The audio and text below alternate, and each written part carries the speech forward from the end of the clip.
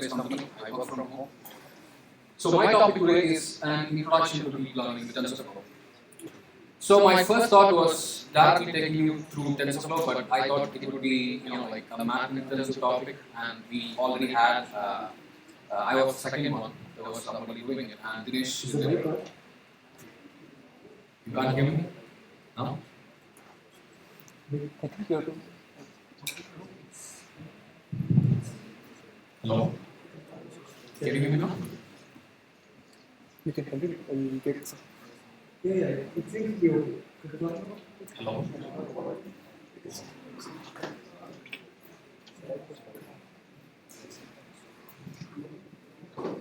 Hello.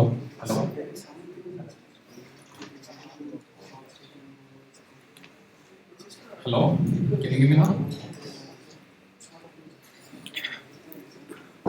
So what I'm going to do right now is take you through the basics of machine learning. Any machine learning engineers here? Anyone works with machine learning? Anyone?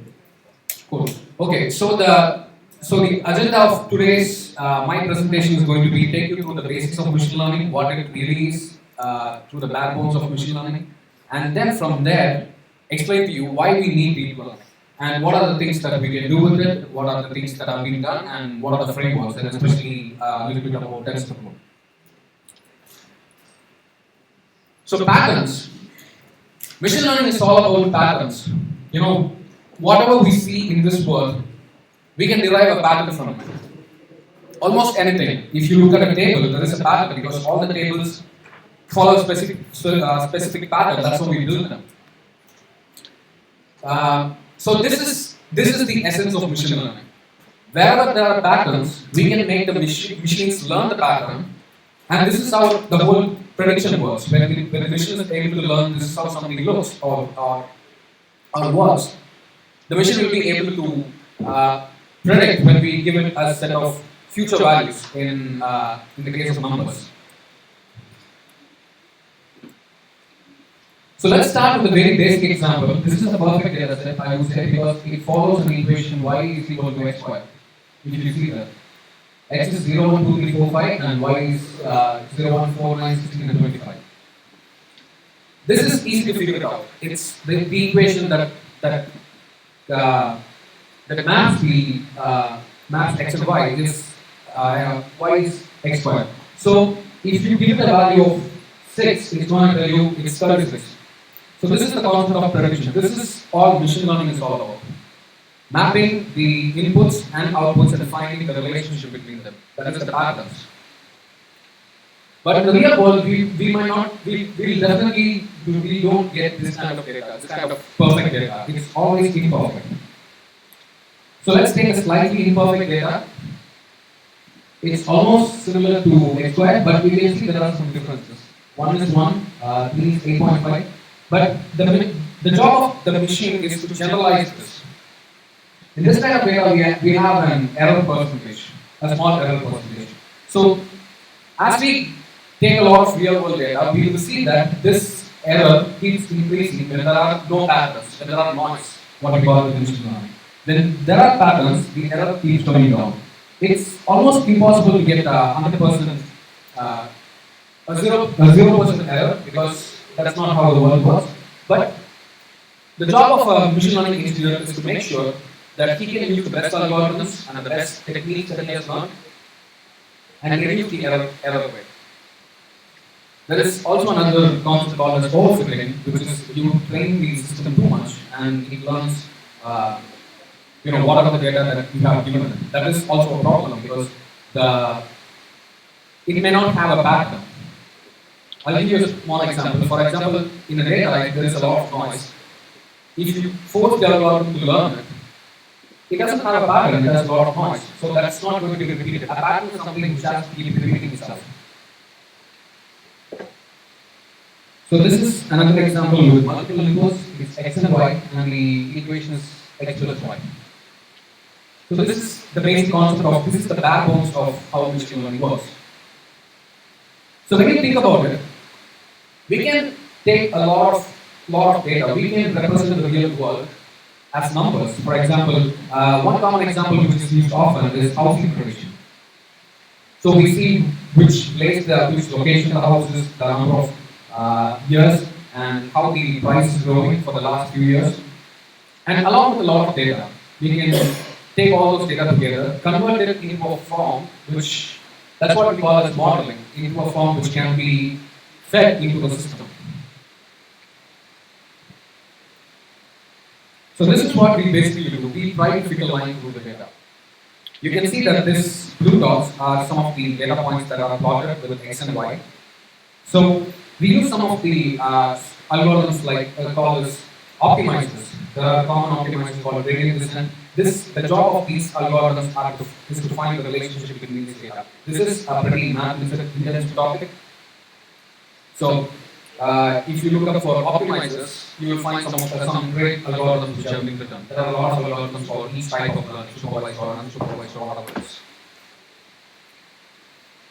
So I'm going to take you through the types of learning a little bit. I'm sure you have learned it a lot in college, but I'm not sure how it was really taught. So supervised. Supervised is really simple. What we just saw, a couple of examples, it is supervised learning. We tell the machine, this is how something looks, and ask it to find a pattern. So as long as it has patterns, the machine will find it, and that's what we call supervised learning. There is someone to supervise the machine to learn, and we can label it.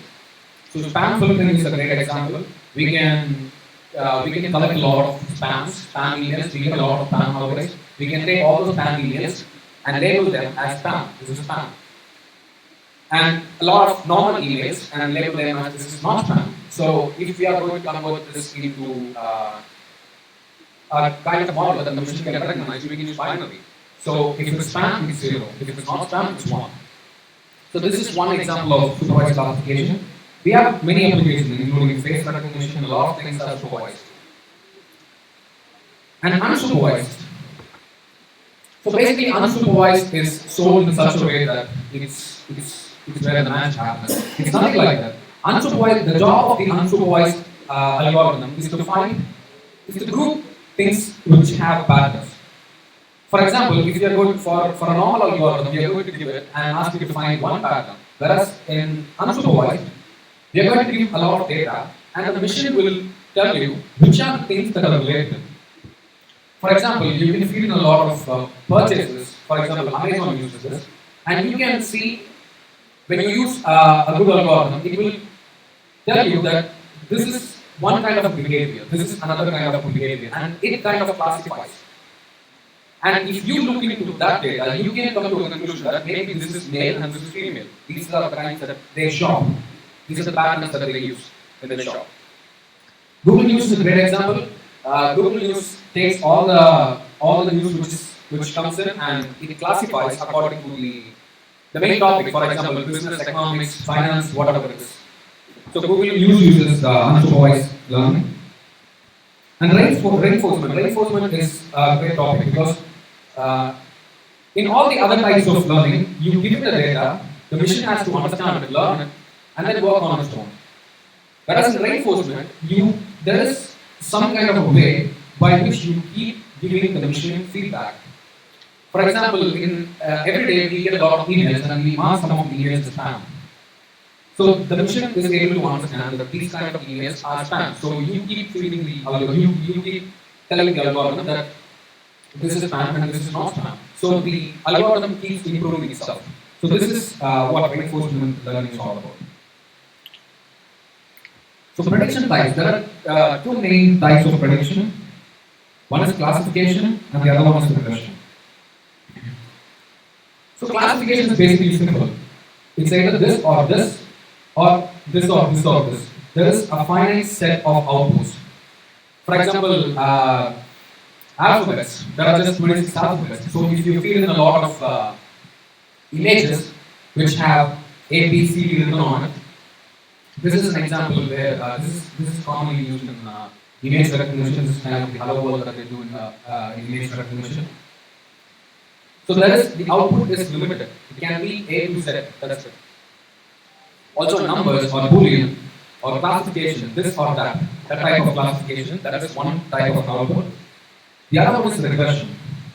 Regression is predicting continuous value outputs. For example, stock prices. You cannot say this is going to range between this to this. There is no limit. It is continuous. You have to predict that value. That is, those type of problems are regression problems. Even the first one we saw, the simple equation y equal x squared, it doesn't have a limit. So those are regression problems. I'm going to show you a very short demo. So this is kind of what I work with in my company.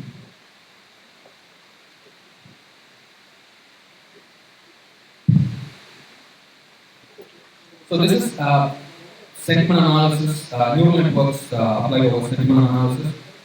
Let me take a small, this is Hillary Clinton's data that we have been collecting for a while, and I'm going to run it for the next 6 hours.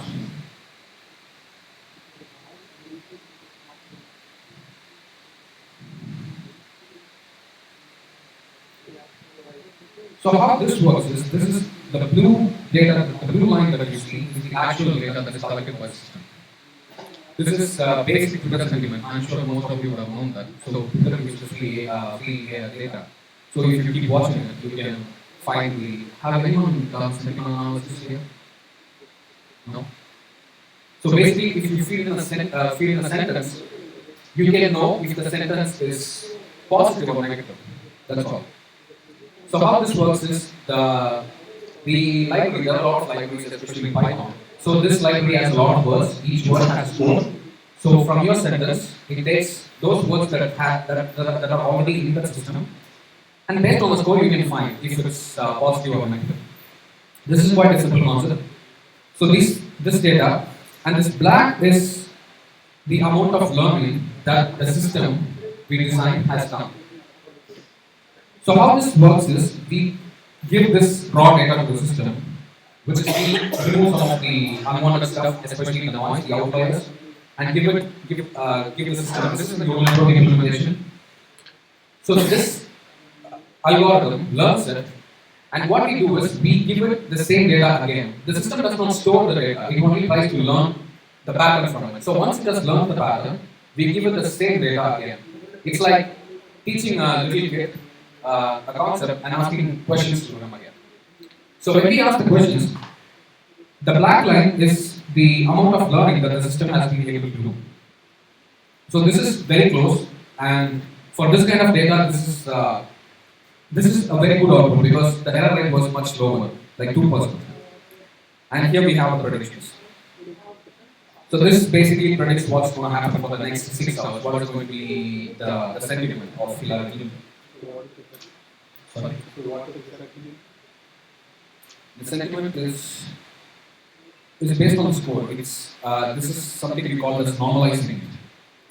So what we do in normalizing is we cannot different sets of data. When you're feeding different sets of data to the system, we cannot understand the units. Right. Positive. This is positive because it's greater than 0.6. It's going to be positive for the next 6 hours based on the data that we have. Okay, so I'll tell you why this is like 0 point something. For example, I'm going to feed in my. Let's take a short example where I'm going to feed a group of school kids how many hours they sleep and how many hours they study. How many hours they sleep and how many days they come to school. Okay? So the number of days they come to school and the number of hours that they are studying are not equal. They are not equal units, they are different units. It's number of days and the other one is number of hours. So the machine cannot understand these two units. So you have to convert these units into a system so that the machine is able to understand. And this is quite simple, which is you can take the biggest number out of the whole set and divide it by all the numbers. So you will get a data set between 0 to 1. You can convert all the data set from 0 to 1. So this way the machine is able to understand more easily. So when you get the output, you just have to do the conversion back. You have to multiply all the outputs with the biggest number and you will get the actual prediction.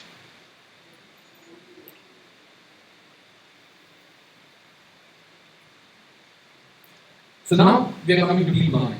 So far I have been telling you how basic machine learning works, how we find the relationship between the different sets of data, the inputs and the outputs. So why do we need deep learning? So when you take bigger problems, bigger patterns, more harder patterns, the basic patterns are the basic numbers and all those are easier to recognize. We can easily find the machine can easily find a relationship between the input and the output, domain and the range. Whereas when you take complex data sets, especially when it comes to images, images are in pixels, and pixels are like lot of values. Especially when you have to find patterns in complex images in face recognition, all those kinds of problems. You need a system which can learn on multiple levels.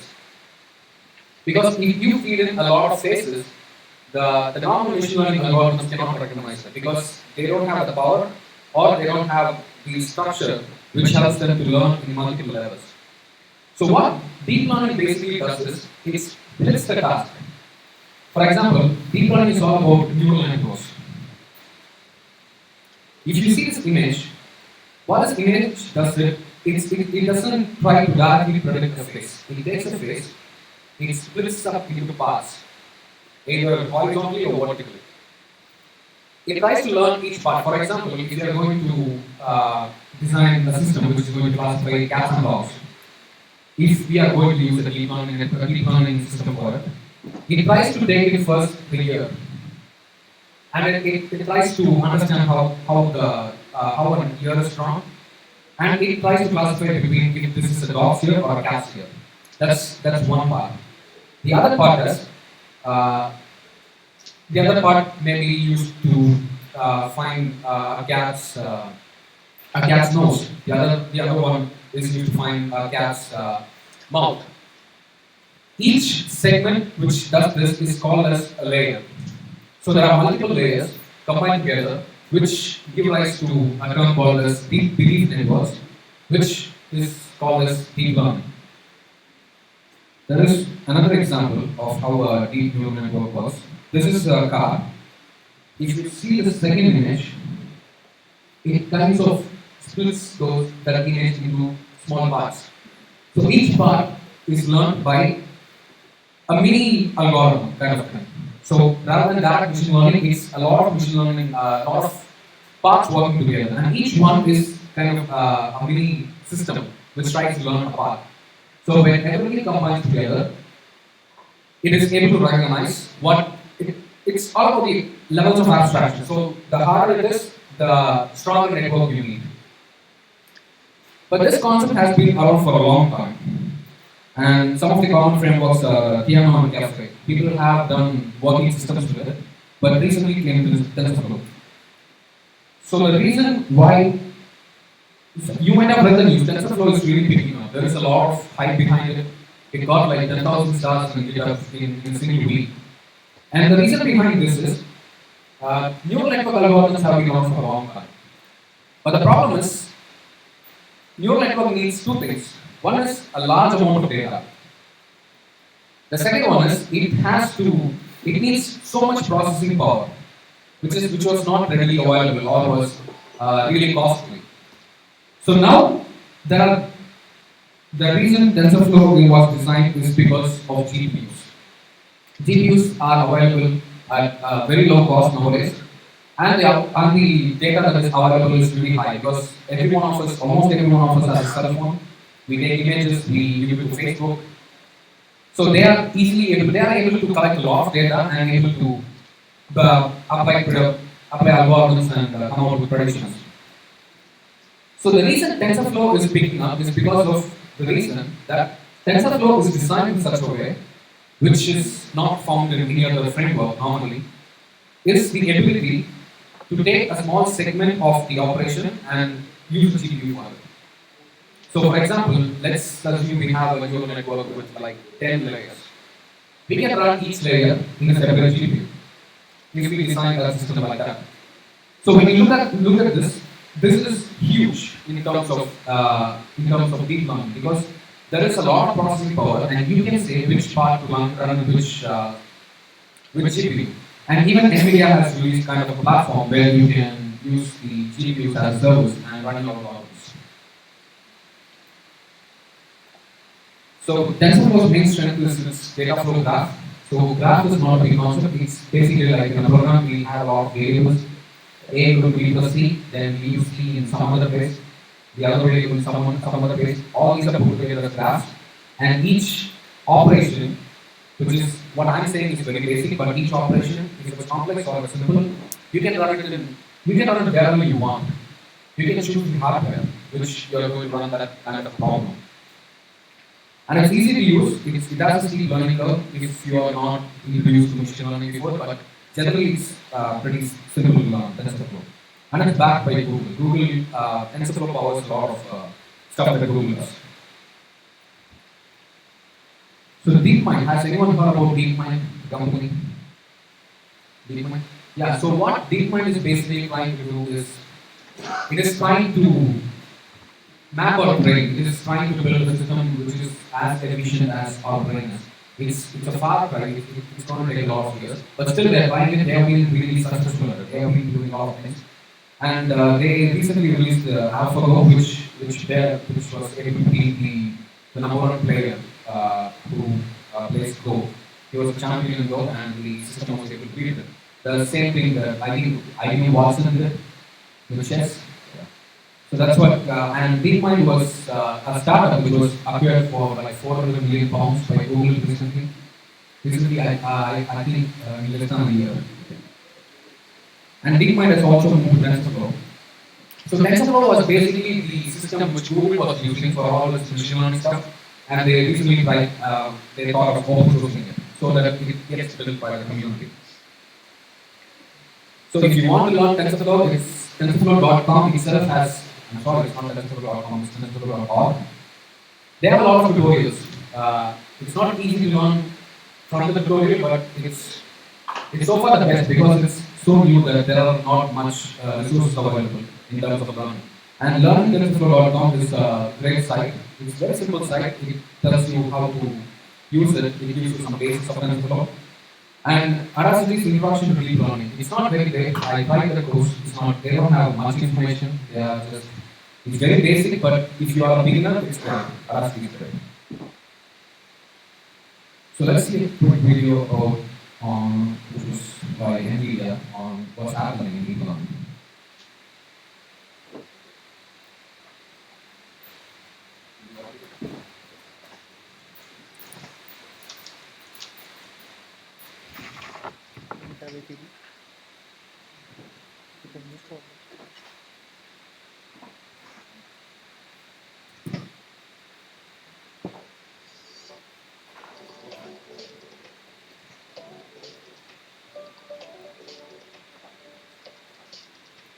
Deep learning is the creation of machines which use techniques inspired by the human brain's ability to learn.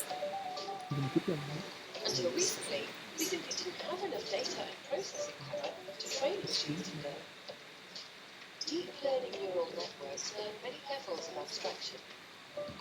They range from simple concepts to complex ones. This is what puts the deep in deep learning. Each layer categorizes some kind of information, refines it, and passes it along to the next. Deep learning lets the machine use this process to learn a hierarchical representation. So, the first layer, for example, with a facial recognition system, might look for simple edges. The next might look for collections of edges in four simple shapes, rectangles or circles. The third might identify features like eyes and noses. After 5 or 6 layers, the neural network can put these features together. The result, a machine that can recognize certain objects or even concepts, dependent on the training dataset. Humans learn numbers 0 to 9 in about 3 to 5 years with parents and teachers helping. Computers can learn numbers with CPU, recognizing even handwritten numbers in a day. GPUs, on the other hand, do this in an hour. That's because GPUs perform many calculations at once, or in parallel. And once a system is trained with GPUs, scientists and researchers can put that learning to work. We've had a lot of success in deep learning. So, I will give you the link of it. Okay, I'll give you the link of it at the end of this presentation. So basically, NVIDIA is trying to capture the market for GPUs because people are going to use it. A lot of startups are going to come and they are going to do a lot of deep learning stuff. And so NVIDIA built a system which is kind of a platform where you can run your algorithms using their GPUs, kind of what you do with Heroku. You can directly run the algorithms in the cloud using their machines, their GPUs, so that you can derive, like train algorithms, derive conclusions from it, and play around with the data.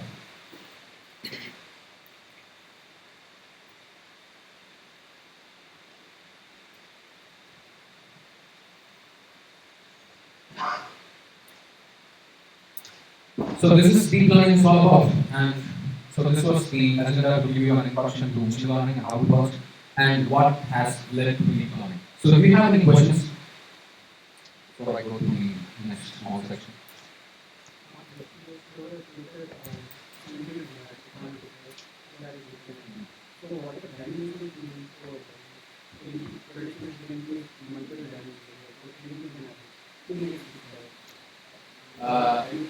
Just two things. It's the time and the volume.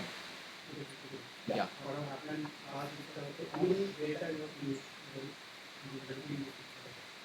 We have used like so this data is we collect like every 30 days of volume and every 15 minutes. So this is like time versus volume, and if it's either positive volume or negative volume. So time versus volume we collect for 30 days. We run the predictions. That's what it is. Any more questions?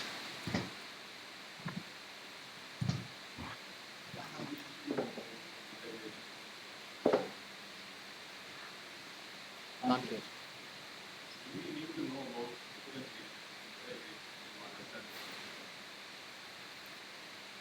So the question is, do we need to know about differentiation and integration in deep learning? Actually, I dropped out of college. I didn't. He was in my college. So actually, I didn't finish my college because I have a lot of math areas. I don't know differentiation, integration, nothing. I know just basic math. So you can definitely learn this. The reason we have a lot of frameworks is because they save us a lot of time and energy that we have to spend. Basically, all the researchers who invented these kind of frameworks spent a lot of time. They did all the high-level math, and we had to do all this math till like 1 year before. If you really want to use kind of machine learning algorithms, but now with these frameworks, it's quite easy. You just have to understand how this works. You don't need to learn all the math. You have to understand how this basically works and use the stuff that we have. With these frameworks, they can really do anything that you want and take away all the math kind of work from it. Any other questions? So what's the peak power methods? Usually calculated over because networks. You're asking about recurrent neural networks versus feed-forward network. Yeah, as far as my understanding is concerned, recurrent neural networks have kind of memory. Okay, so they can go back. So basically, feed-forward neural network is they keep going forward. If there are errors, they tell you these are the errors. Whereas in recurrent neural networks, they can go back and see if there can be a better job done. So this enables them to be, recurrent neural networks are slower, but they are more efficient. If you have time and energy, you can use RNN. But for real-time systems that keep happening, feed-forward might be a better idea. If you're going to use a static data set and you just want to derive some conclusions from it, predict it with yourself, then you can definitely go for RNN. Anyone else?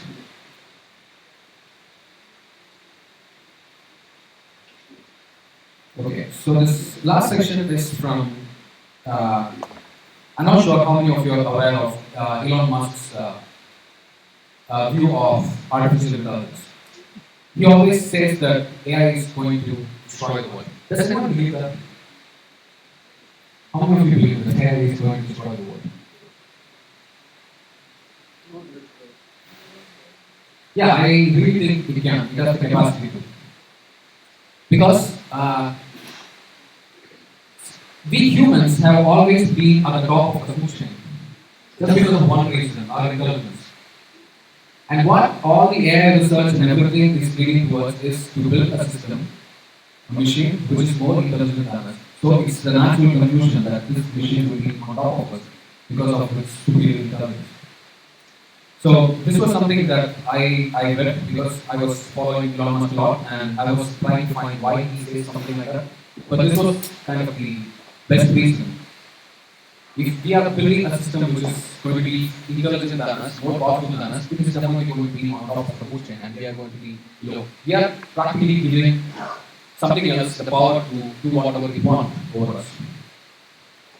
So that's all from me. This was a great opportunity because I was supposed to do an event in February and I bailed out and Arun still took me in. So thank you so much. This was a wonderful job. Thank you.